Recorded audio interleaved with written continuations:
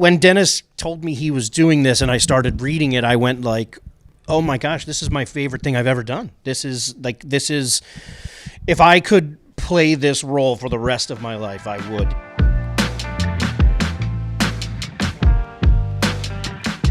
The thing that surprises me about Batman the Audio Adventures, because I came to this late, is I was not expecting it to be so kind of fun and self-aware. Like, I went into this expecting a very traditional kind of Batman story, and instead we get something that's partially told with like in-universe advertisements and songs, and don't take this the wrong way, but it is almost like the spiritual successor in a modern way to Batman 66, you know, where... How dare you? Like, no, am I right? Am I off base here? You're right on. I was first inspired by the Norm Saunders Topps trading cards. There was a series of 1966 trading cards. Same artist who did the infamous Mars Attacks series did a version of Batman that looks like Adam West, but it's really scuzzy. And the criminals look like real sort of sweaty bad guys. and the way I was pitching it early on was if Quentin Tarantino directed an episode of the Batman 66 show. I could see that. That was if the fight with the crazy 88s in Kill Bill was a Batman scene, you know, that's sort of where I started. It's also crazy, like, you're prolific, a comedian, like worked at SNL forever, has done so much comedy, and you are a gigantic Batman fan. Like, for me, just as a fan listening to it, I hear that mix, and I don't think you get that often, of like somebody who is so involved in Batman but is also absolutely hilarious and knows when to make a joke and when not to. As a massive Batman fan and just like a big fan of DC lore in general, all of this it's right there. Like, there's so many deep cuts for people that want to do it, and it's not like you're making fun of any of it. And that's such a tricky line to walk. It is. It's the idea that it's no less deadly for being ridiculous. You know, these are crazy people executing crazy plans, but they're lethal plans, and there's real stakes.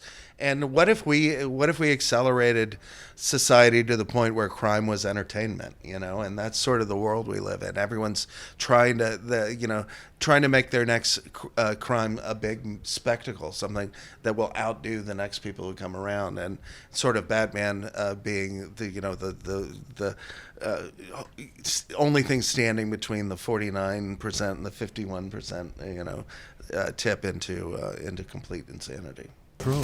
There is a terrible corruption at the heart of the Gotham City Police Department. Your Penguin, you know, like, on the one hand, like, it's easy to think that there's kind of only one way to play that character. But on the other hand, your Penguin performance, I feel somehow, for as ridiculous as he is and as how genuinely funny it is, more than any other Penguin, I feel the kind of tragic, insecure undercurrent of that. And I just want to know, like, how you came to this. It's my problem. When Dennis told me he was doing this and I started reading it, I went like, oh my gosh, this is my favorite thing I've ever done. This is if I could play this role for the rest of my life, I would easily, just because it's so well written, and it's so finding that.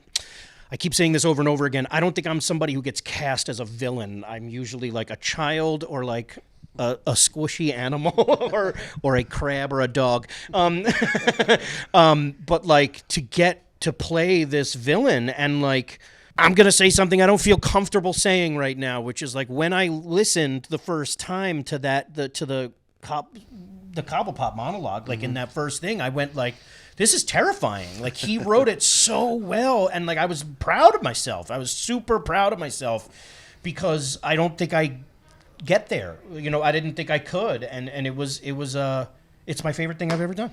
Easily. And he did it mostly in one take. I mean, everyone should know he just blazed through the entire season in one session. So. If anybody has seen, they haven't, because they're not here, but we have just been talking nonstop like children since we got here, because I think we both love the same kind of things, and like, just having you in the room and knowing that you were psyched at what I was doing, it was a blast. Is it different doing this as opposed to other voiceover roles where you know there's going to be a visual component to it? Like, do you have to approach that differently as an actor? I didn't. I mean, like, I just wanted it to sound great, and like, I feel like that's the same with animation. Now that I've been doing a lot of animation, like, you learn like not to. That's not your job. Those animators are there to make you look phenomenal, and there are better animators and worse animators, and like so it's not your job. You don't have to worry about it. But for this, I just wanted to do the Penguin justice and do him justice because he wrote such an amazing thing, and also like the amount of heavy hitters.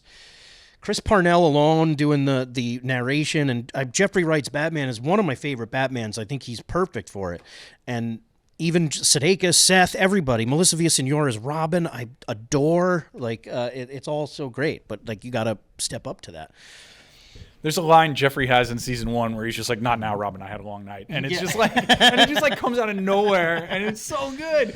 But I feel we should talk a little bit about season 2, because there's No, thank you. Bye. Oh, no, I'm all right. No, okay. All right. No, it's fine. But I just want to know. Obviously, there's Harley like coming into the season, but what has changed for you with season 2? Like, what have you learned from season 1 to season 2 that you're using to evolve the show? We have shorter episodes. We have a more focused story. Season 1, I sort of dumped the toy box, the Gotham City toy box, on the floor and just started playing with things and saw what resulted.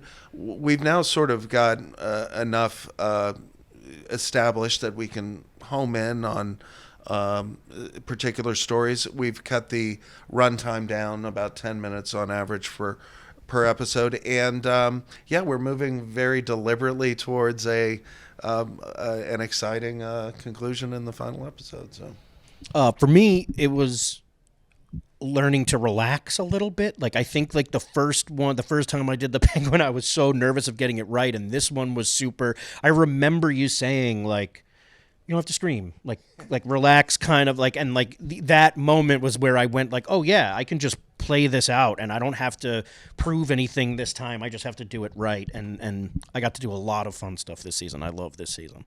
Thank you both so much. I'm looking forward to season 2. Thank you. Thanks Liam. so much.